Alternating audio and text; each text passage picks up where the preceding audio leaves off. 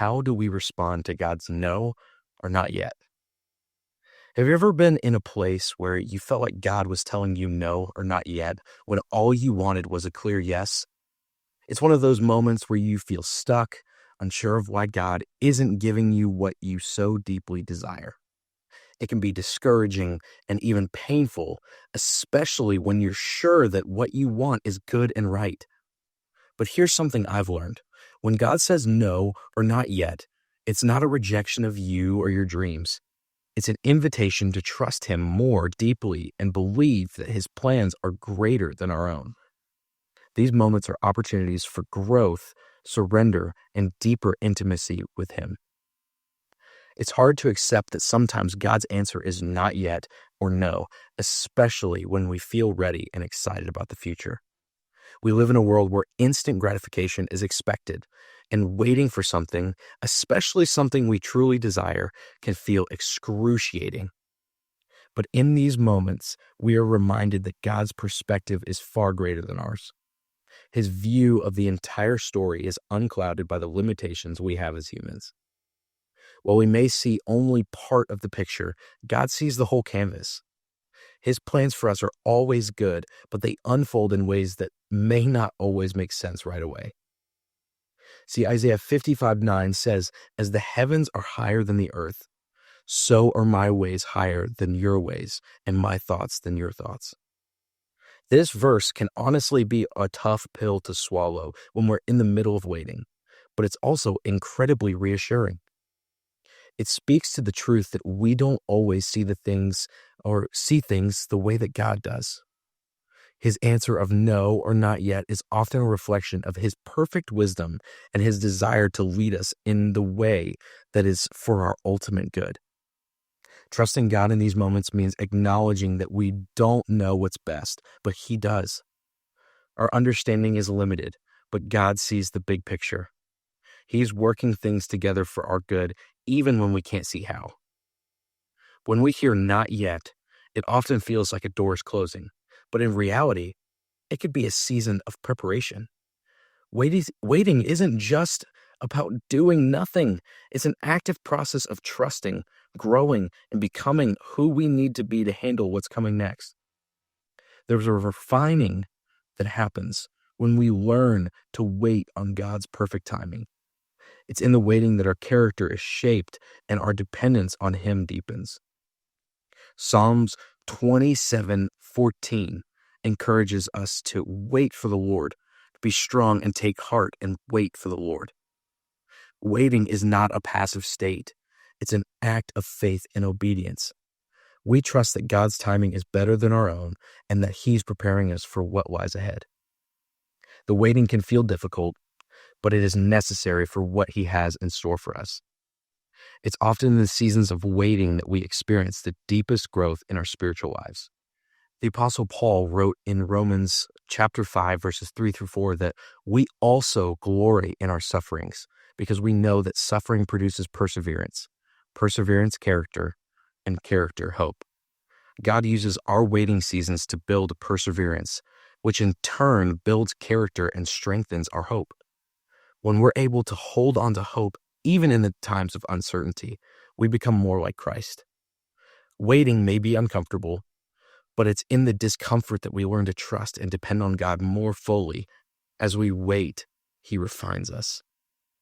One of the hardest parts of hearing no or not yet is learning to surrender our own plans and desires. It's tempting to push ahead on our own, thinking that we know what's best for us, but God knows better. There's a beauty in obedience, even when we don't fully understand why He's asking us to wait. God's timing is perfect, and His will is always for our good. Proverbs chapter 3, verses 5-6 reminds us again to trust in the Lord with all your heart and lean not on your own understanding. In all your ways submit to Him, and He will make your paths straight. Hearing that verse is something that I continually come back to, because trust and obedience go hand in hand. Trusting God means obeying His timing, even when it feels uncomfortable or inconvenient. Our obedience is an act of faith. It's choosing to trust God even when the path ahead is unclear. It's easy to want to take matters into our own hands when we're not hearing from God, but sometimes God is asking us to wait because he's preparing us for something better. Romans 8:28 assures us that we know that in all things God works for the good of those who love him, who have been called according to his purpose. When we wait on God's timing, we're submitting to the one who works all things for our good. Our not yet is just another part of his plan to bring about something greater than we can ever imagine. While it's hard to wait, there's a danger in pushing ahead when God hasn't opened a door. When we force something to happen that isn't part of God's timing, we risk stepping outside of his will, which can lead to unnecessary struggle or missed opportunities. God's will is always for our good, but when we try to rush things or act outside of his plan, we might miss out on the blessing he has prepared for us. In Psalm chapter 81, verses 11 through 12, God speaks about the consequences of refusing his guidance. It says, "But my people would not listen to me. Israel would not submit to me. So I gave them over to their stubborn hearts to follow their own devices." When we don't listen to God, he may allow us to walk our own path, but that doesn't mean it will be easy or be filled with peace. We can end up facing challenges that could have been avoided had we simply waited on God's perfect timing. This is a sobering thought, but it highlights how vital it is to trust God and obey his commands. Psalm chapter 37, verses 4 through 5 says, "Take delight in the Lord, and he will give you the desires of your heart. Commit your way to the Lord, trust in him, and he will do this." This passage reminds us that God's heart is always towards us.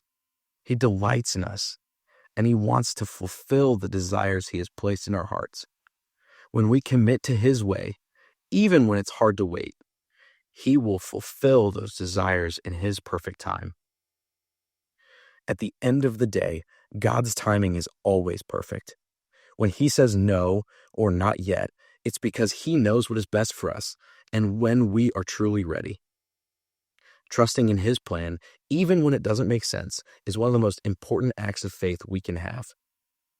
Jeremiah 29:11 tells us, "For I know the plans I have for you, declares the Lord, plans to prosper you and not to harm you, plans to give you a hope and a future." God's no or not yet is never a reflection of a lack of love. Rather, it's a loving invitation to trust him more and to wait for his perfect plan to unfold. When we are in seasons of waiting, we can rest assured that God has not forgotten us. His timing is always for our benefit. If you're facing a no or not yet right now, take comfort in the fact that God is working behind the scenes to prepare you for something far greater than what you could have ever imagined. As Romans 8:32 assures us, it says, "He who did not spare his own son, but gave him up for us all, how will he not also, along with him, graciously give us all things?" God is not withholding good things from us. He is waiting for the perfect moment to release them. And in the meantime, he is shaping us to be ready to receive all that he has prepared.